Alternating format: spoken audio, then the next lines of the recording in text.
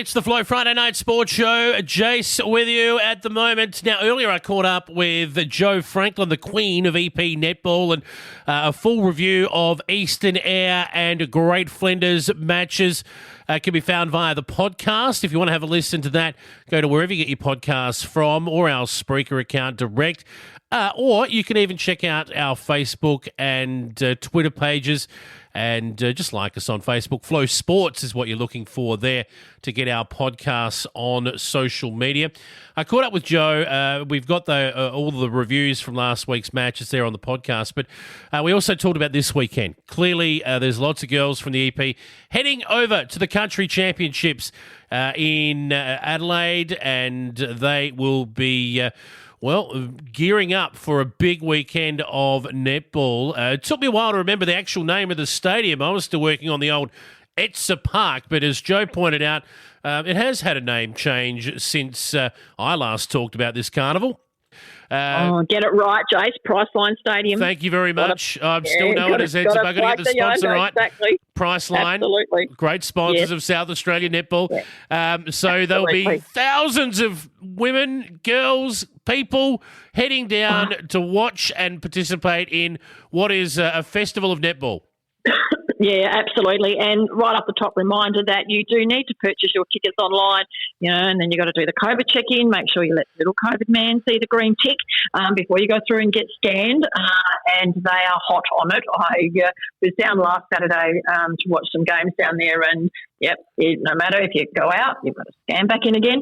So in and out the whole time. So, but you need to make sure that you purchase your tickets online because there is the money that they spent down there, Jace. They've removed a ticket box. Oh, Other right. than that, I'm sorry, but I have not noticed a whole heap of difference to the entrance. But anyway, that's a whole nother story. But Eastern Eyre are heading down, and they are taking the seniors team, a 17th and a 15th and a 13th team. They are actually having an 11s at Country Carnival this year. Not sure who would be crazy enough to take a group of 11-year-olds to Country Carnival. That's but a anyway, big ask, yeah. Nobody from over here is just too far. But look, I know Eastern Eyre have really been trying to get this senior side together, and in the end, this is as close as I've got to who's going down to represent Eastern Eyre at the moment at this point in time. Jay, so Amber Pengelly and Lisa Moore both heading down from Kimber, along with Saran Shippard, Hannah Wolford and Danny Sibier. So they're the Eastern Eyre girls. They've then, the new concept for the senior section of Country Carnival is that you are allowed to use other players from other associations within your region if you don't have enough to fill up. So They are also taking Nikki Schubert, Sid Clawton, Christy Zirk and Molly Burns from Great Flinders.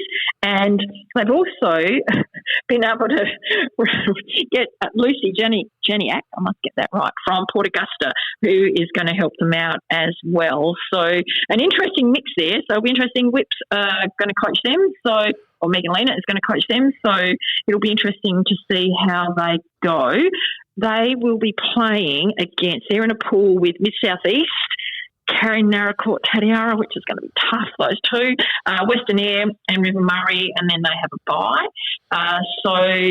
It's going to be a tough draw for them, but I'm sure that they're up to the challenge. The team to look out for Eastern Eyre, I would think, would be their 17s. They won regionals quite convincingly, a very strong side, and they're in a pretty good draw there too. So I would be keeping my eye on Mignon Dunn's coaching those girls, which is very unusual for her, is it not, Jace, to be running around as a coach rather than running around in white? I was going to say, why is she not umpiring, Minnie? But she's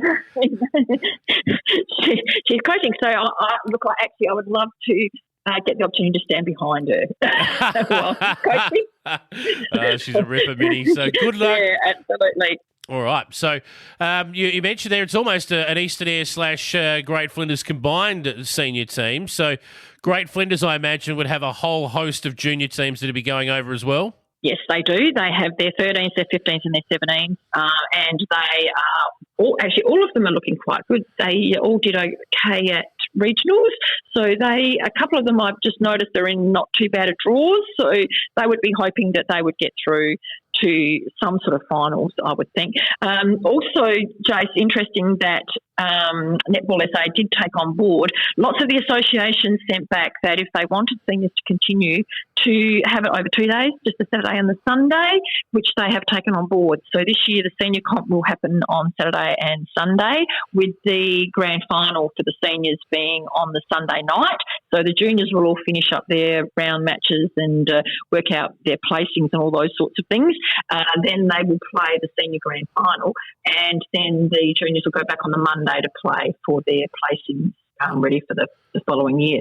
So it'll be interesting to see how it goes. But on that, they have up to 14 teams who have nominated for the seniors. If we remember, in 2019, they were down to 7 or 8. Yes. So it's just gone to show that listen to your people and give them what they need or what they are after, and they will come. So, a huge senior competition, 14 teams, and it'll be interesting to see just how that pans out.